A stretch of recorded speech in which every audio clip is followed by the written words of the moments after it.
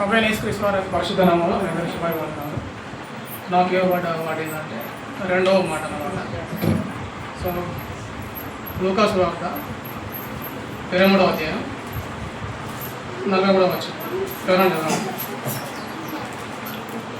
అందుకైన వానితో, నేడు నీవు నాతో కూడా పరదేశంలో ఉండు అని నిశ్చయంగా నీతో చెప్తున్నానని. సో క్యాథలిక్ సిద్ధాంతం ప్రకారం కొన్ని డాక్టరీన్స్ రైట్ అనిపిస్తాయి, ఈ ప్రొటెస్టెంట్ సిద్ధాంతం ప్రకారం కొన్ని అనిపిస్తాయి, ఈ ఆర్థోడాక్స్ అని కూడా ఉంటుంది, అది కొంచెం గ్రీసు తర్వాత రష్యాకి పోతే వాళ్ళు కొంచెం వేరుగా ఉంటాయి వాళ్ళ బిహేవియర్, లైక్ ముస్లిమ్స్ లా బిహేవ్ చేస్తూ ఉంటారు, వాళ్ళ నమ్మకాలు కొంచెం వేరుగా ఉంటాయి.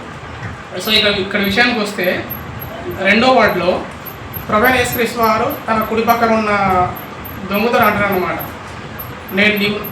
నేడు అంటే ఈరోజు నువ్వు నాతో పాటు పరదేశంలో ప్రవేశిస్తామని చెప్తాడు. అదే రోజు ప్రభువైన యేసుక్రీస్తు వారు 3 గంటల తర్వాత చనిపోవడం జరుగుతుంది. దొంగ యేసు ప్రభు గారితో పరదేశంలో ప్రవేశిస్తారు. నాకు చిన్నప్పటి నుంచి ఉన్న డౌట్ ఏంటంటే, పరదేశం అంటే ఏంటిది, పరలోకం అంటే ఏంటిది?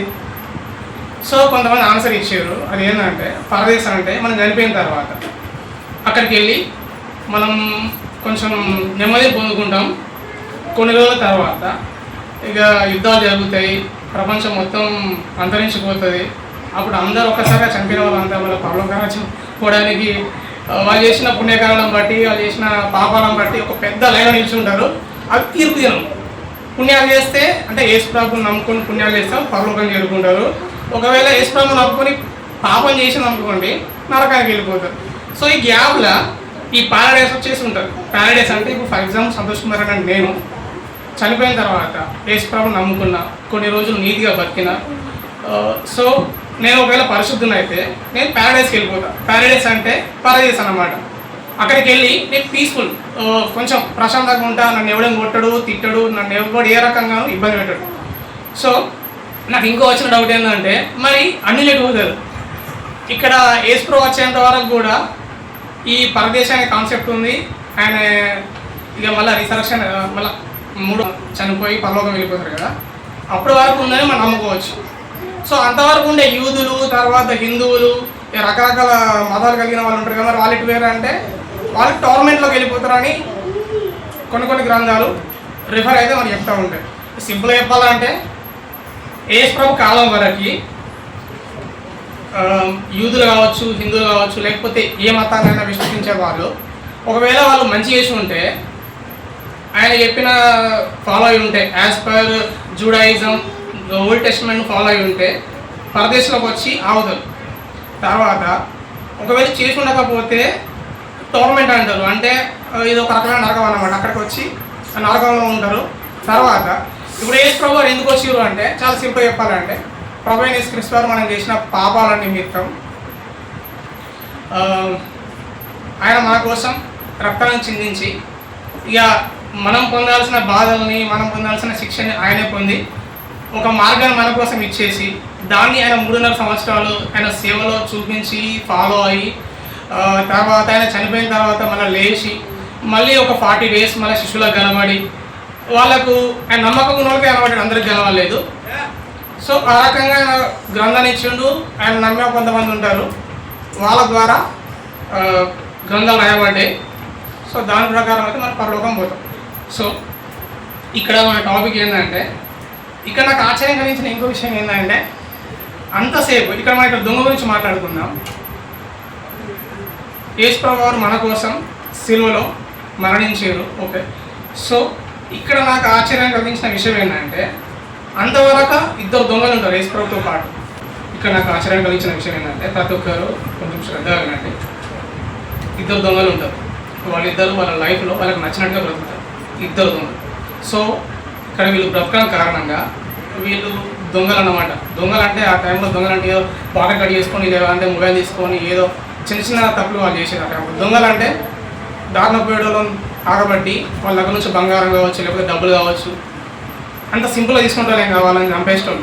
సో దానికి ఆ టైంలో రోమ ప్రభుత్వం ఏం చేస్తుంది అంటే, ఆ దొంగలకి మరణశిక్ష విధించారు. మరణశిక్ష అదంతా ఈజీ మరణశిక్ష ఏం కాదు, సిల్వకి వేస్తాడు. ఆల్రెడీ లాస్ట్ 2 weeks మనకు అదే చెప్పాడు, ఫాస్ట్ అదే చెప్పాడు. ఇక్కడ 2 దొంగలు వచ్చేసి 2 దొంగలు. సో వాళ్ళు దొంగతనం చేయడం వల్ల, నరహత్య చేయడం వల్ల వాళ్ళకు శిక్ష వచ్చిందన్నమాట.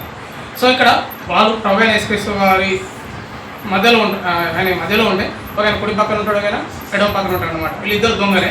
సో ఇక్కడ మనం గమనిస్తే టాపిక్లో అందులో ఒక అతను ఏమో లాస్ట్కు పశ్చాత్తాపాన్ని పొందుకుంటాడు, తర్వాత ప్రభు అయిన యేసుక్రీస్తు వారిని క్షమించమని అడుగుతాడు, తర్వాత దాని ద్వారా పరలోక రాజ్యాన్ని చేరుకుంటాడు.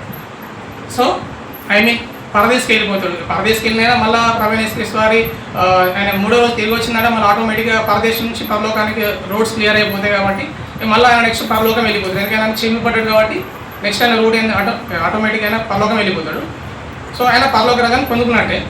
ఇక్కడ నేను చెప్పే విషయం ఏంటంటే ఇద్దరు దొంగలు యేసుప్రభు వారితో మాట్లాడే ఛాన్స్ను పొందుకున్నారు. ఇద్దరు ఒకటే విషయాన్ని అడుగుతారు, బట్ రెండు రకాలుగా అడుగుతారు. ఒక ఆయన ఏమంటారంటే నువ్వు క్రీస్తు కదా, నిన్ను నువ్వు రక్షించుకో, నన్ను కూడా రక్షించు అని చెప్పి ఆయన కొంచెం అవహేళన చేసినట్టు మాట్లాడతాడు. అదే విషయాన్ని అడుగుతాడు, బట్ కొంచెం ఆయన్ని క్రిటిసైజ్ చేసినట్టు అవమానించినట్టుగా మాట్లాడతాడు. ఇక్కడ ఇంకో కుడి పక్క ఉన్న దొంగ ఏమంటాడంటే అరే ఏం మాట్లాడుతున్నారో నువ్వు, మనం చేసిన తప్పుకు మనం ఈరోజు శిక్ష అనుభవిస్తున్నాం, సో మనం మరణిస్తాం, ఇది మనకు తగినదే అని చెప్తాడు. బట్ ఆయన ఏమంటాడో కుడి పక్క ఉన్న దొంగ మనం చేసింది తప్పని ఆయన ఒప్పుకుంటాడు. ప్రభు అయిన యేసుక్రీస్తు వారి ముందు ఆయన చేసిన తప్పును ఒప్పుకుంటాడు. తర్వాత దానికి పశ్చాత్తాపంగా ప్రభు నేను ఇట్లా తప్పు చేసినా కదా, నేను చనిపోయిన తర్వాత నీతో పాటు నన్ను కూడా తీసుకుపో అని చెప్తాడు. ఎంత సింపుల్ అవుతారంటే మస్తు పొలైట్ వేలా అన్ని రోజులు పాపం చేసి ఆ ఒక్కటే ఒక రోజు చనిపోవడానికి ఒక 2-3 గంటల ముందు సింపుల్గా రిక్వెస్ట్ చేస్తాడు మస్తు పొలైట్ వేలా, నీతో పాటు నన్ను కూడా తీసుకెళ్ళు, నేను చేసిన తప్పే అని చెప్పి మస్తు పొలైట్ వేలు అడుగుతాడు. యేసుప్రభు చాలా సింపుల్గా అంటాడు, ఓకే రా నువ్వు నాతో పాటు వచ్చేసాయి, ఇదే రోజు నువ్వు నాతో పాటు పరదేశకు వస్తావని చెప్తాడు. ఇద్దరు ఇక్కడ మనం బైబిల్ చదువుకున్న వాళ్ళు ఎవరైనా లేదా క్రిస్టియన్స్ అయినా కూడా దీన్ని బట్టి మనం నేర్చుకోవాల్సిన విషయం ఏంటంటే మనం ఒక విషయాన్ని అడగాలనుకున్నప్పుడు పొలైట్ వేలో అకార్డింగ్ టు బైబిల్ ప్రకారం అడగాలనుకున్నప్పుడు చాలా పద్ధతిగా మాట్లాడితే మనకు రెస్పాన్స్ అనేది ఎట్లా వస్తుంది అన్న విషయాన్ని అయితే ఇందులో మనం నేర్చుకోవచ్చు. ఈ వాక్యంలో అటు అన్ని రోజులు దొంగతనాలు చేసిండు, హత్యలు చేసిండు, దానికి ఒక ప్రతిఫలంగా సిలువ వేయబడ్డాడు, వాడు చనిపోతాడు. ఓకే, బట్ చనిపోయే ముందు ఏమని అడిగాడు, క్షమించమన్నాడు, పశ్చాత్తాపడ్డాడు, యేసు ప్రభుని సొంత రక్షకుడుగా అంగీకరించాడు. ఆయన క్రీస్తు అని నాకు తెలుసు, ఎందుకంటే ఎన్నో సూచక్రియలు యేసు ప్రభు వారు చేసారు, పుట్టిగుడ్డు అని కావచ్చు, కాళ్ళేను అని కావచ్చు, పశ్చాత్తాపం వచ్చిన అని కావచ్చు, లేకపోతే ఇంక ఇటువంటివి చాలా చేసిన విషయం ఆయన తెలుసు. ఈ పక్కన ఉన్న ఆయనకి ఈ కుడి పక్కన ఉన్న దొంగ. సో తెలుసుకున్నాడు, లాస్ట్కు ఏ రకంగా అడిగాడో ఆ రకంగా అడిగాడు, పరలోక రాజ్యాన్ని పొందుకున్నాడు. లెఫ్ట్ సైడ్ ఉన్న మురుగుడు ఏం చేసిండంటే యేసు ప్రభుని ఎక్కిరించాడు.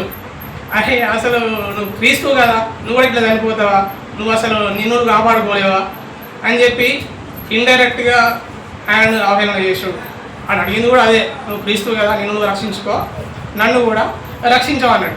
బట్ ఇక్కడ నాకు నచ్చిన విషయం ఏంటంటే కుడిపక్క కూడా చాలా సింపుల్గా పొలైట్ వేలు అడిగితే దేవుడు వచ్చేసి వానికి ఒక పరదేశంలోకి ఎంట్రన్స్ అవడానికి ఒక రూట్ క్లియర్ చేసిండు, చాలా సింపుల్గా క్షమాపణ లభించింది. ఇక్కడ ఈ వాక్యంలో నేను నేర్చుకున్న విషయం అయితే ఇదే, చాలా సింపుల్గా చెప్పేస్తున్నా. సో ప్రభు అయిన యేసుక్రీస్తు వారు మన కోసం అయితే మరణించారు, తర్వాత ఆయన ఉన్నన్ని రోజులు మన కోసం మనం ఏ రకంగా ఉండాలి తర్వాత అని చెప్పి ఆయన సువార్త ప్రకటించాడు. ఆయన చనిపోయిన తర్వాత మళ్ళా తిరిగి లేచి వచ్చి శిష్యులకు తర్వాత ఆయనతో పాటు నమ్మకంగా ఉండే కొంతమంది భక్తులు ఉంటారు, 500 మెంబర్స్ 500 మంది దాకా, వాళ్ళకి కనబడ్డాడు, వాళ్ళకి అన్నీ చెప్పిండు. ఆ టైంలో ఉన్న వాళ్ళు మళ్ళీ వాళ్ళంతా చుట్టూ ఉన్న ప్రపంచం అంతా తిరిగేసారు, ఇంక్లూడింగ్ మన ఇండియాకి థామస్ గారు వచ్చారు. థోమా గారు వచ్చి ఆయన చాలా సూచక్రియలు చేసిండు. ఆ టైంలో అక్కడ కేరళ ఉండే భావనలు ఆయనను చూసి ఆయన మాటలను చూసిన తర్వాత ఆయన సూచక్రియలు చూసిన తర్వాత నమ్మి విశ్వాసంలోకి వచ్చారు. సో ఈ విషయానికి వచ్చేసిందంటే ప్రభు అయిన యేసుక్రీస్తు వారు ఒక కల్పన కథ కాదు, అది నిజం.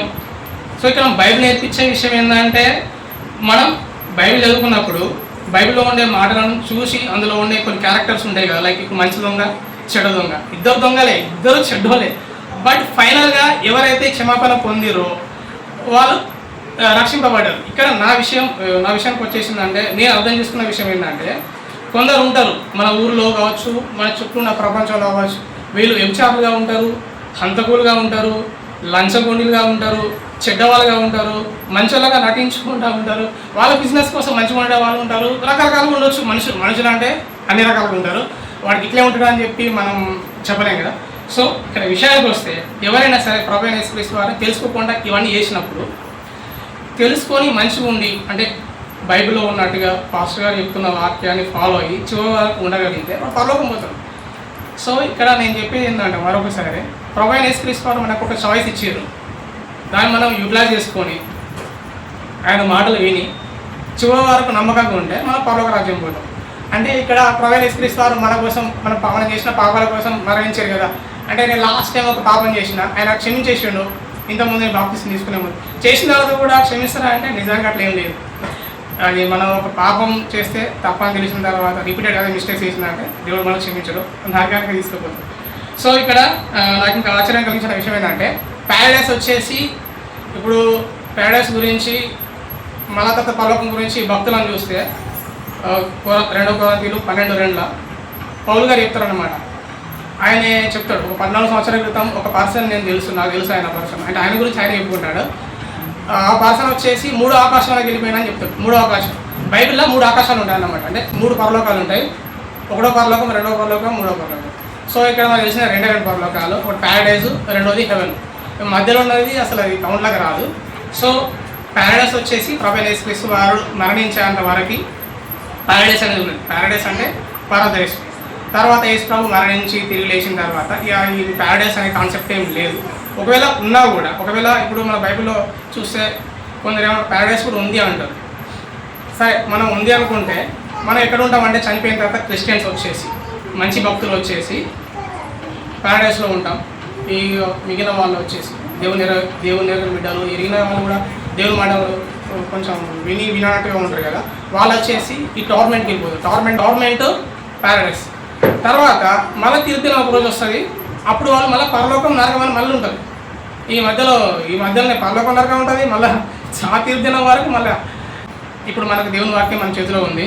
దీన్ని ప్రతి వారం పాస్టర్ గారు కావచ్చు, లేకపోతే సంఘ పెద్దలు కావచ్చు, రకరకాలుగా చెప్తూనే ఉంటారు. యూట్యూబ్లో చూస్తాం, టీవీలో చూస్తాం. బైబిల్ ప్రకారం అయితే పరలోకం ఉంటుంది, నరకం ఉంటుంది. తీర్పు దినం అంతవరకు కూడా నరకం ఉంటుంది, పరలోకం ఉంటుంది.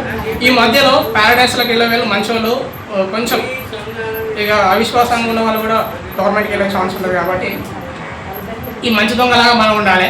అంటే జీవితాంతం లాస్ట్ రోజుల వరకు తప్పు చేసి లాస్ట్ రోజు నేను క్షమాపణ అడుగుతానంటే లాస్ట్ రోజు నీకు రేపు ఉంటుందా లేకపోతే ఎల్లుండి ఉంటుందా 10 years తర్వాత ఉంటుందా తెలియదు. కాబట్టి ఈ రోజే నా లాస్ట్ డే అని చెప్పి మనం అనుకోవాలి.